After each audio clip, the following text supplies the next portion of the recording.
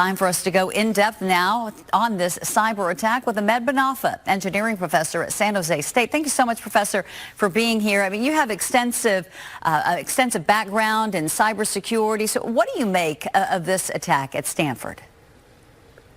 Stanford as a school is part of three categories. They call them soft targets for the hackers or for the ransom gangs.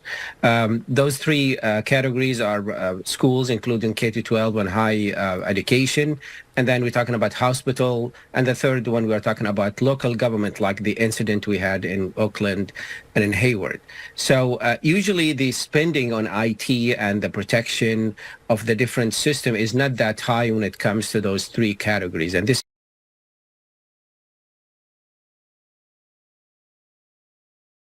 is why this Akera group, which started just on on March of 2023, they attacked 60 victims, medium and small size organizations.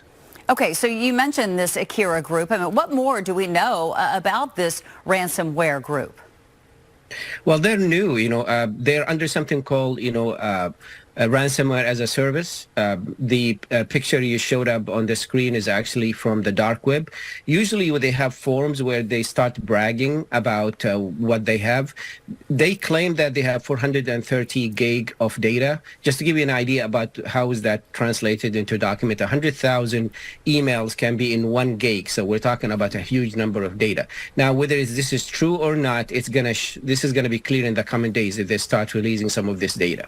Okay, administrators have said that the affected system has since been secured and that there's no indication that the attack affected any other area of the university. But what steps at this stage of the game can Stanford take to try to avoid something like this from happening again? That's a very good question. Usually what happens when an incident like this take place is to bring a third party will look and assess the situation and give Stanford or another school or another organization some kind of a list of how much is that damage. And based on this, they're going to take actions.